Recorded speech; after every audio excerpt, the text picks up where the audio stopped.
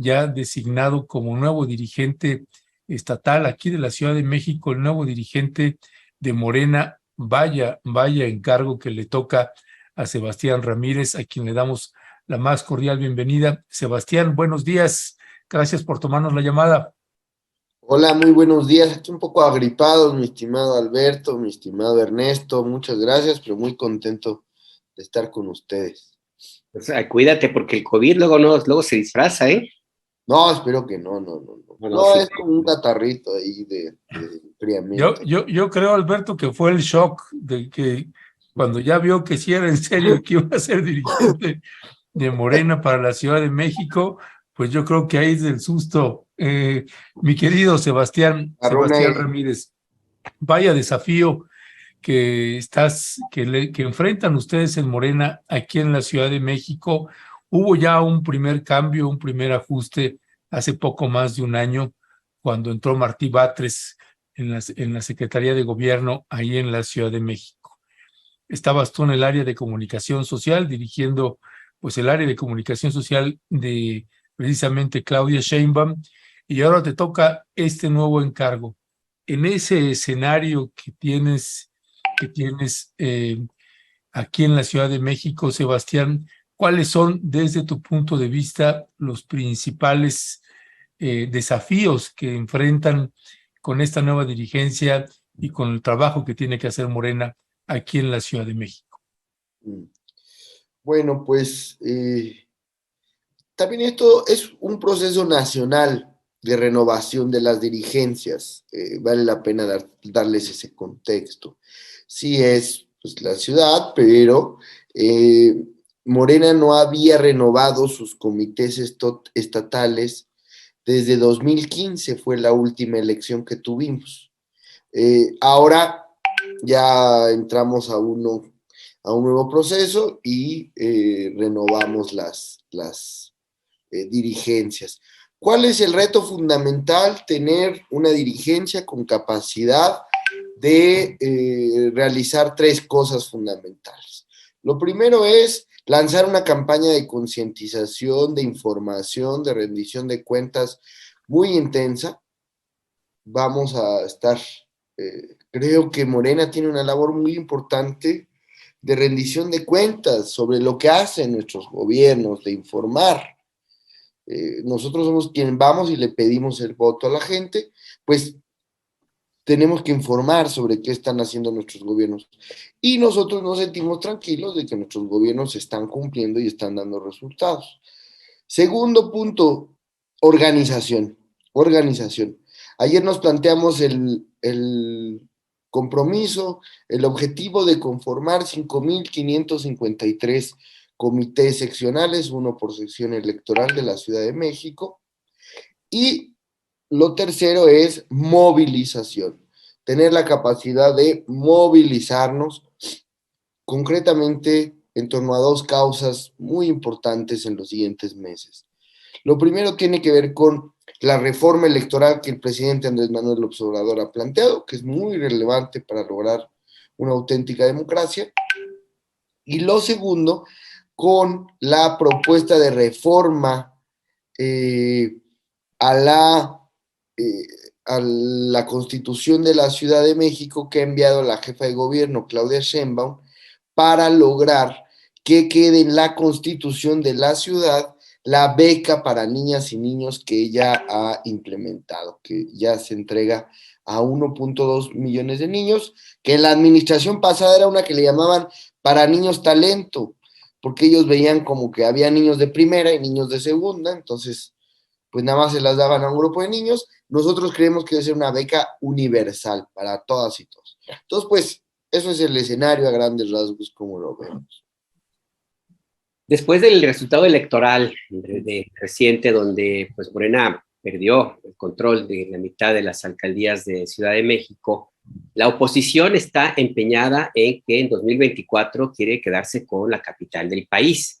Lo quiere presentar, las señales indican así, como el gran triunfo ante la poca capacidad que tendrían de ganar la presidencia de la República. En una de las explicaciones de lo que pasó en la última elección, Sebastián, es que no hubo la movilización suficiente de Morena para llevar votantes En cambio, la derecha sí lo hizo y con exceso. En algunas alcaldías hubo hasta casillas zapato. ¿Cuál va a ser la estrategia para evitar que esta esperanza de la oposición de quedarse con el control de la capital del país se concrete? ¿Cómo van a trabajar en Morena en la organización interna y sobre todo esa parte que tanto se repite, el famoso fuego amigo? ¿Cómo van a ordenar a las distintas tribus, grupos que hay ahí en Morena para que todos trabajen en conjunto alrededor pues, de ganar y conservar la ciudad y respaldar, por supuesto, a quien sea candidata o candidato a la presidencia? Sí, fíjense, nosotros creemos que la gente en su mayoría está de acuerdo en dar el siguiente paso de la transformación en 2024. Y vamos a alertar, yo estoy de acuerdo contigo, la derecha tiene la intención de arrebatarnos, de robarnos los derechos que hemos conquistado durante muchos años en esta ciudad. Porque ellos representan intereses y un programa político de restauración conservadora, ¿no? De echar para atrás conquistas como la interrupción legal del embarazo, como los apoyos sociales, la inversión en educación pública, etc. Entonces, eso es el riesgo que se corre o la posibilidad de dar el siguiente paso en la transformación. Nosotros no podemos confiar en que sea un tema de arriba, de los grandes medios que nos apoyen, etc. Nosotros necesitamos pedirle a quien está de acuerdo con la transformación, como siempre nos dijo el presidente López Obrador, a que todos nos convirtamos en un medio de comunicación. Eso es pedirle a la ciudadanía en ayúdanos a informar, ayúdanos a difundir, ayúdanos a combatir las mentiras que se dicen. Y por eso lo que vamos a hacer es que en cada sección electoral de la ciudad, que es pues una pequeña geografía, ahí hay, no debe de haber más de 1000, bueno, 3 casillas de elector, entre 3, 4 casillas para que quien no identifica una sección electoral, en su credencial de elector ahí dice cuál es su sección. Vamos a convocar a una asamblea de vecinos, vamos a ir casa por casa con los vecinos, oye, vecinos, somos los de Morena, vénganse. Ahora participaron 250,000 personas en nuestro proceso interno, pues hay que ir, buscarlos, hacemos una asamblea, esas asambleas las vamos a empezar en octubre, noviembre y diciembre, y ahí les vamos a proponer conformar un comité que haga que informe, que sume a más vecinos, comité que pueda poner ahí en la colonia un periódico mural sobre lo que está haciendo la Cuarta Transformación, que los vecinos que han ido comprando el discurso de odio de la derecha pues, se acerquen, a ver, oiga, vamos a platicar, vamos a discutir, vamos a convencernos. Eso es un proceso de activación ciudadana, es lo que estamos apostando para poder vestir de guinda la ciudad en el 2024. Ya, ahora, Sebastián, dime una cosa, en lo que toca a todos estos desafíos que tiene Morena, nos quedamos pensando también que, bueno, esta dirigencia que tienes ahora, que estás asumiendo, pues tiene un desafío importante. Hay también elecciones en el Estado de México y que, pues bien que mal, están pues muy, muy pegados y siempre se terminan rozando y encimando elecciones del Estado de México con elecciones de la Ciudad de México. Ahí no sé si hay algún plan conjunto que estén ustedes pensando en esta lógica de reforzar las elecciones en el Estado de México, elecciones que son pues muy, muy importantes pensando para las elecciones del 2024. Y esa es la otra pregunta que quiero hacerte, pues los mecanismos para decidir candidatos y candidatas y este tema que siempre ha sido todo un dilema, la transparencia para elegir los candidatos y candidatas de Morena para las elecciones de 2024, pues ahí es también todo un desafío. Sí, bueno, sobre el Estado de México es muy, muy importante. Es la última eh, es la última pieza, digamos, para que podamos terminar de desarmar ese gran eh, rompecabezas que fue el régimen del PRI. Creo que es muy importante que llegue a la democracia el Estado de México. Y si lo ocupan, si los compañeros, las compañeras nos invitan, oigan, vengan a echarnos la mano a este municipio, a esta colonia, ahí vamos a estar. No nos han convocado, pero en cuanto así sea, lo vamos a hacer. Porque es histórico para el país que ya por fin llegue la democracia al Estado de México. Sobre el tema de las candidaturas, que obviamente pues va a ser uno de los temas más, siempre es polémico, complicado. eh, Nuestro estatuto ya nos da el método, que es el tema de las encuestas. Entonces tampoco hay que buscarle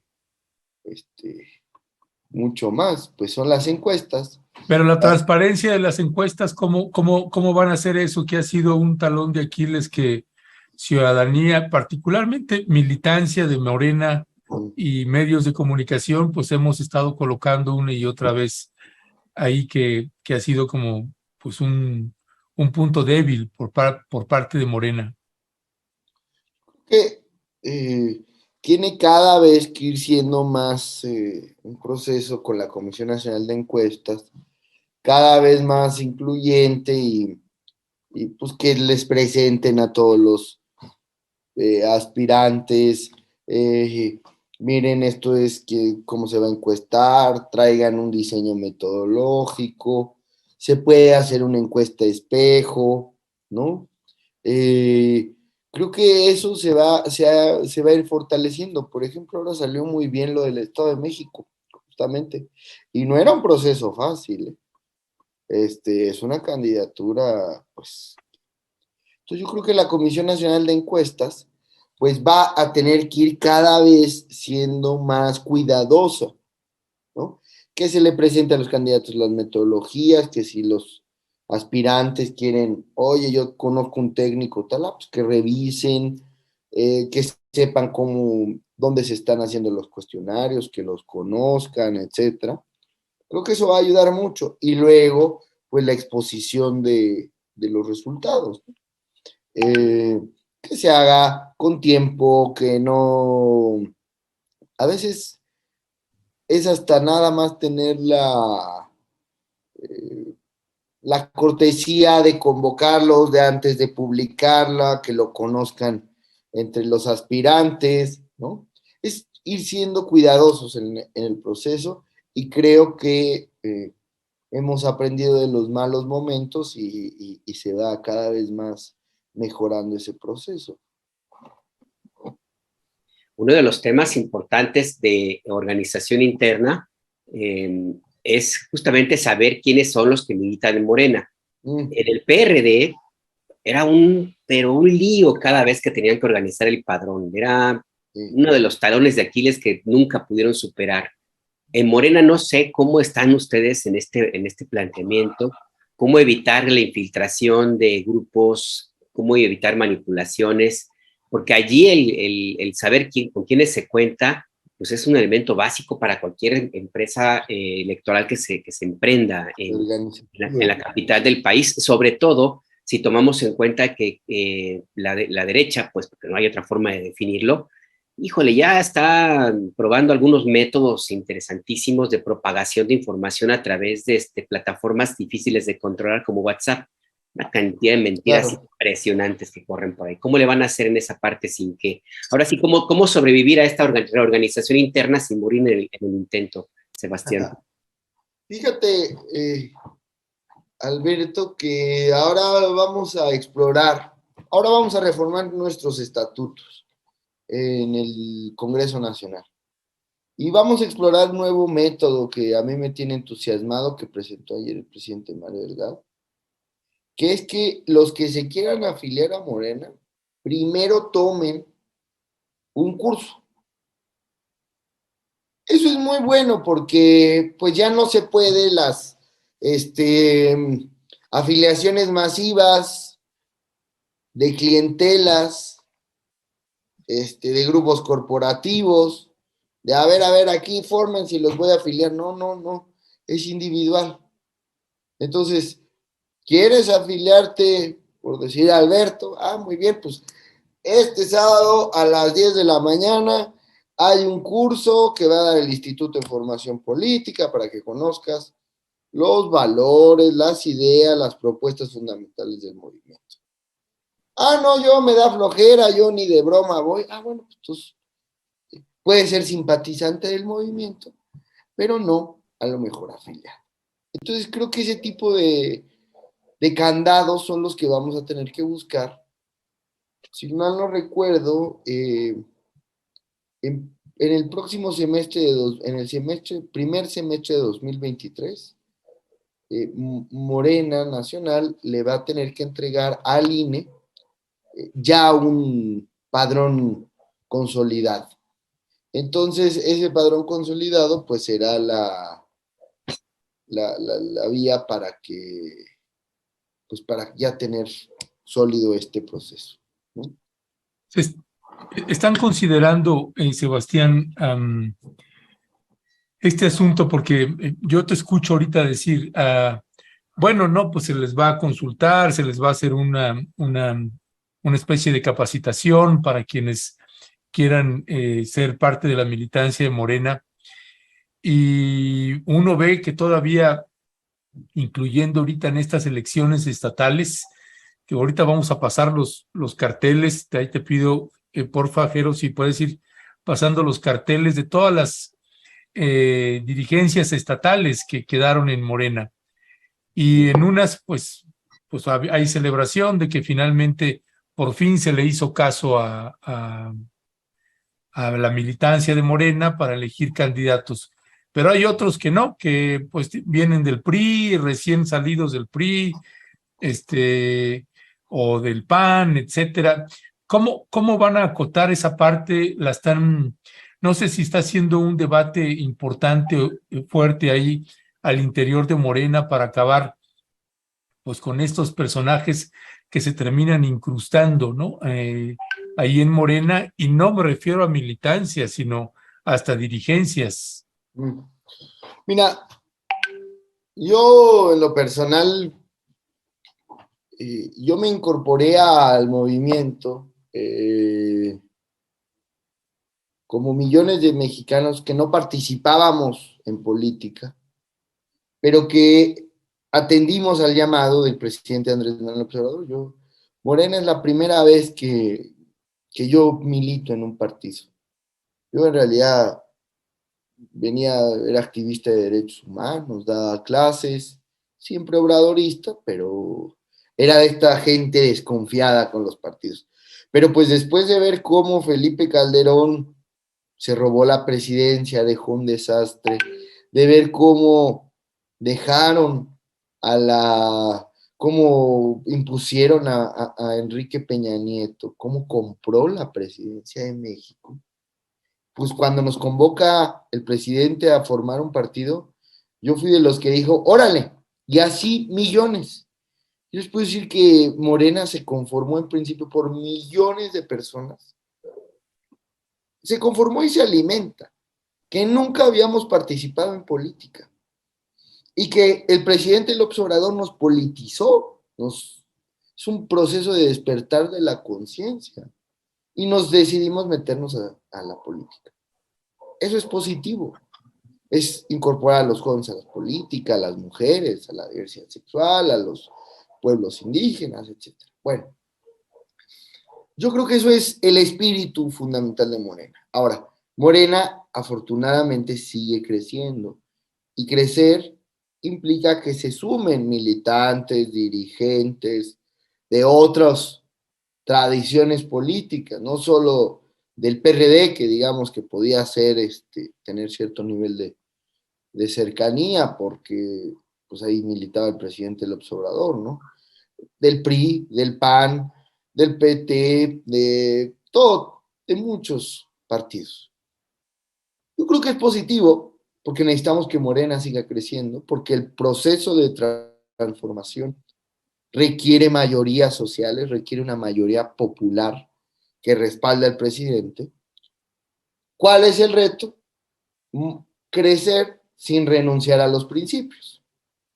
Porque si el crecimiento va a ser a costa de parecernos, de volvernos lo que había en el antiguo régimen, pues la gente va a dejar de creer en nosotros.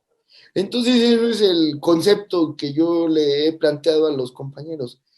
Necesitamos crecer sin renunciar a los principios. Crecer, crecer, sumar, sumar, sumar, sumar, sin renunciar a los principios. ¿Qué hay que hacer? Pues que cuando alguien llega nuevo, decirle bienvenido, necesitamos tu ayuda para consolidar la transformación, pero aquí hay nuevas reglas.